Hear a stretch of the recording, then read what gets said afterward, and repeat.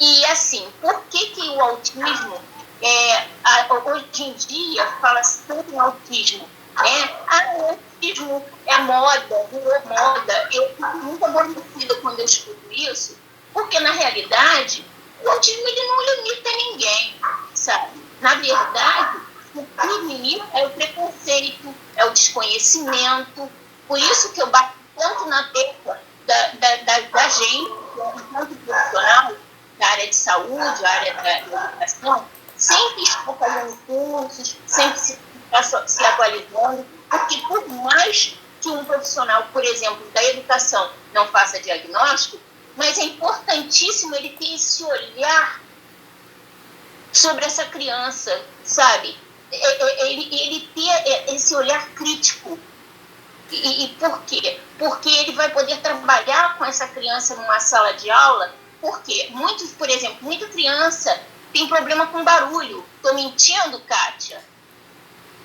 Não estou mentindo. Não, exatamente. Até porque, só para poder somar com o que você está falando, o William trouxe, antes de você falar sua fala, Kátia, que realmente é um assunto muito delicado, né? Porque no lugar dos pais, ele imagina que seja difícil, porque as pessoas esperam levar o filho na escola e a partir disso é que descobre um transtorno, né? Então, por isso que a atuação multidisciplinar, pedagogo, psicólogo, psicopedagogo, é tão linda e harmônica. Obrigada. Pois precisa ser realmente convencido da importância dessa atuação profissional, né? E eu já também tive a experiência da Escola São Tomás de Aquino, que depois eu vou contar para vocês. E somado a tudo isso que você também vai falar, Kátia, agora, a Adriana também traz. Se vocês já tiveram algum caso de espectro, cuja criança acaba se desenvolvendo muito mais rapidamente do que os demais alunos,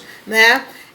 Que é uma coisa que exatamente que pode acontecer, é isso que eu ia falar, né? E aí, quando a Candice colocou, né, acontece do autista ter como comorbidade a alta habilidade, é justamente isso, né? E aí, exatamente, né? E o Charles também é psicólogo e fala, né, sobre ver professores interessados em diagnósticos porque não sabe como a criança pensa e age. E é o que a Maria Vitória trouxe na fala dela inicial. O professor precisa se especializar, né? A Luísa trouxe que em caso de resistência absoluta por parte dos pais, né, nesse atendimento multiprofissional, como que vai proceder, né? Porque como eles estão nesse caminho, né, caminhando para dentro da sala de aula, né, elas precisam de informações, de dicas, né, já vivenciadas pela gente, como a gente se saiu. Fala, Kátia, que você ia falar. Fala, Maria Vitória. Tá, rapidinho, Kátia, desculpa. Essa equipe multidisciplinar, eu comecei a me empolgar, tá vendo? Essa equipe multidisciplinar, ela faz parte também, é óbvio que quem vai fechar o diagnóstico é o neuropediatra e o neuropsiquiatra, o neuropediatra e o neuropsiquiatra, mas além de nós, né, psicólogos, psicopedagogo, pedagogo, tem uma equipe aí que pode também bastante interessante, fonoaudiólogos, músicos, musicoterapeuta, temos fisioterapeuta, exatamente. Até agora está tendo aquele ecoterapia. Que é muito interessante. A Mariane pegou e falou na TCC dela sobre isso, sobre a ecoterapia. Bastante interessante para o desenvolvimento da criança, inclusive para fechar melhor esse diagnóstico. Era isso, desculpa. Fala, Kátia. Era só para falar do que você falou sobre a questão da sensibilidade, né? Do som. Então, o quanto é importante você estar ali e conhecer esse seu aluno, né? De você saber o que incomoda, o que atrapalha, o que leva ele à agitação, quando ele se descompensa. Então, tudo isso é o olhar mesmo, é o comprometimento. E, independente de toda essa equipe multidisciplinar, né, o professor é o principal espectador, porque ele está ali no dia a dia e é ele que vai passar essas informações, tanto para a família quanto para os profissionais. Em Kátia, tem uma pergunta assim: o método montessoriano pode ajudar no desenvolvimento de uma criança autista? Né? Esse método pode ser usado em sala de aula sem ser em uma escola montessoriana, em uma escola pública, por exemplo? Olha, eu acredito. Fala você. Olha, na verdade, né, eu acredito que você vai ter que trabalhar em cima do que você acredita. A gente trabalha com. Na verdade, não existe um método único sozinho, né? Isso que eu ia falar, exatamente. Então não existe um método, né? Então, existem nomes. Mas quem vai desenvolver o trabalho é você. O que você acha que é possível para o seu aluno fazer e ele seguir. Aí a Candice perguntou, Kátia, mas esta não deveria ser a atitude frente a todos os alunos? Com certeza. Essa atitude de olhar para todos, né? A Candice está falando com você. Na realidade, Lu, deixa eu falar rapidinho uma coisa aqui. Fala. Muitas das vezes, a gente, por exemplo, o TDAH, vamos lá. O professor, ele às vezes, ele tem um olhar muito para aquele aluno muito barulhento, muito agitado, muito encapetado, entre aspas. E aquele aluno quietinho, você não dá atenção. Não, é nesse aluno quietinho que tem que também ter um foco, porque é ali que também pode ter um problema. Ou seja, cada um é um indivíduo único, cada um é único. Então, o professor, por mais desgastante que seja, tem que ter esse olhar assim. Agora, deixa eu fazer só um corte aqui. Na realidade, esses pais, quando eles levam para a escola, como eu já falei da negação, mas até os 3 anos a gente consegue detectar. Mas o pai e a mãe também tem essa possibilidade, não, ele tem essa capacidade, porque, por exemplo, você olha para a criança não foca no olhar. Normalmente o autista é assim. Tem a questão da comida, da papinha é diferenciada, por isso que tem a necessidade do fonoaudiólogo. Tem a questão também da nutricionista, porque às vezes a criança tem intolerância a um determinado alimento. Ou seja, cada criança é uma criança. E cada espectro é um espectro. Desculpa, professora Lu. Não, olha só as contribuições, né, e perguntas, né? A Graciele trouxe assim: acham que existe alguma maneira de educar futuros pais a ter um olhar mais crítico? Realmente, de forma a ter um preparo, uma consciência que permita, né, a suspeita e identificação de alguns sinais de autismo. A gente vai te responder isso, Graciele, né, em educar os pais, né, para esse momento. De forma a ter uma maior aceitação, está disposto a receber ajuda e suporte? A Vanessa colocou, como a Kátia falou, temos que ter um olhar observador, construtivo em cima de todas as crianças dentro da sala de aula. E a Meire complementou que alguns têm resistência à textura, sabores, né, de experimentar o novo. Ela viveu muito isso em alguns estágios que ela fez.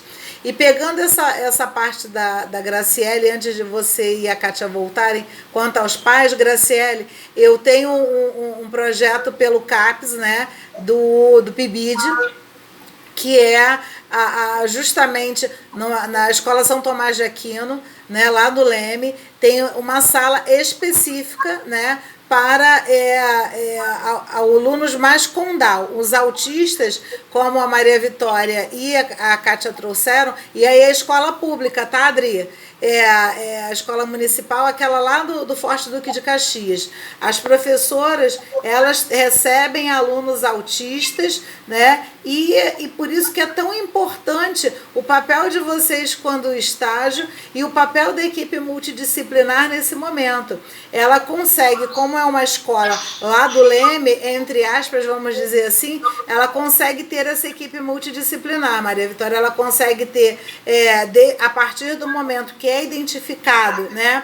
Só que o que acontece? Eles não têm, Kátia Silene, psicopedagogos para fazer essa mediação. Olha só, Então, o que acontece?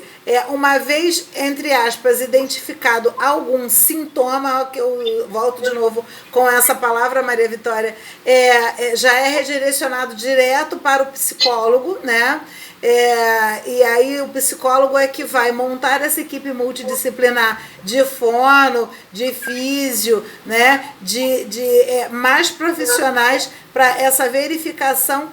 E dentro da sala de aula, né, eles têm sempre, né, como tem muitos estagiários, né, então não aparece, vamos dizer assim, né, que há uma separação. Eu acho muito bacana que você olha, não parece que há ninguém autista dentro da sala de aula, porque há estagiários em todas as salas de aula, só que muitos deles estão fazendo um acompanhamento, né, entre aspas, diferenciado, seja ele tendo altas habilidades ou não, né, porque um aluno com alta habilidade, né, como a Adriana trouxe, com essa comorbidade de ser mais inteligente, acaba trazendo também, se você não souber lidar com esse contexto, mais complicações ainda, né? Como um TDAH traz, como uma criança hiperativa traz, né? Que muitas vezes é bastante interessante, é super bacana, né, para alguns momentos, e para outros você não consegue aplicar um conteúdo como professora, né? E isso acaba contaminando, vamos dizer assim, a toda a turma para aquela baguncinha que eles querem fazer, né? E é muito bacana isso, né? Então, fala, Maria Vitória.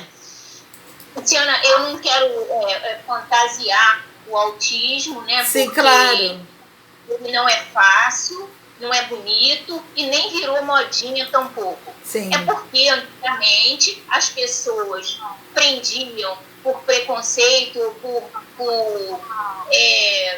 sei lá, preconceito mesmo, sabe, medo da reação de toda uma sociedade dos seus filhos. Então, hoje, o que acontece hoje é que tem um maior diagnóstico e uma maior visibilidade. Está aí o dia 2 de abril, né, que é o dia da discriminação, né, do autismo e do preconceito. Nós precisamos falar sobre isso, precisamos estudar mais sobre isso, porque é um tema bastante interessante e as crianças estão aí, sabe? E precisam de cada vez mais profissionais capacitados para atendê-lo. E você, Kátia, você acha interessante, né, essa proposta como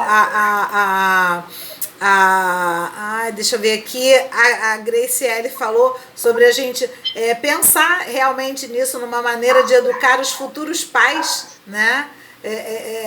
Para esse momento, né? Que a Sheila também trouxe, a Adriana estava falando que ela diz que tão logo a fase da negação passe, né, isso podia variar de caso para caso e os pais passariam a ver a escola como um meio de apoio e transformação. Então, são pontos realmente, né, a colocar dentro desse possível curso, né?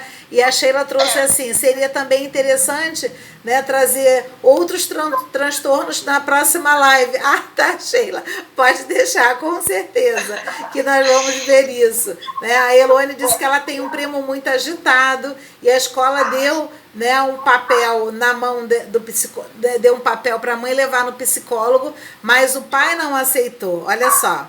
E aí, deixa eu fechar para você entrar para comentar. Ah, tá, obrigada, Vanessa, obrigada a todas vocês.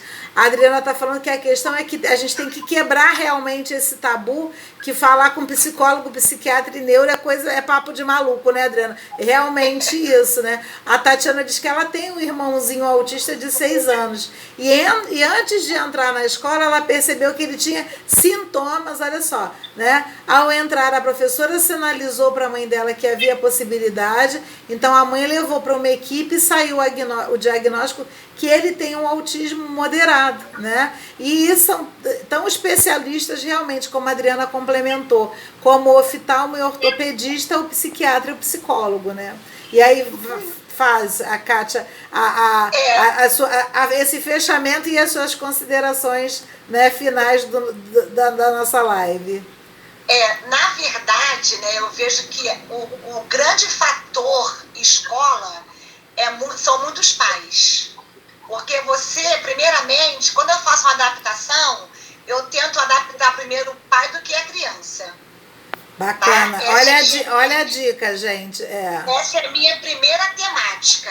Eu me apresento, né? Falo quem eu sou, olho a criança, mas eu vou para os pais. Porque é muito difícil o pai fazer até mesmo essa separação, ele aceitar. A criança veio de casa, veio com o ensinamento, veio com as questões dele.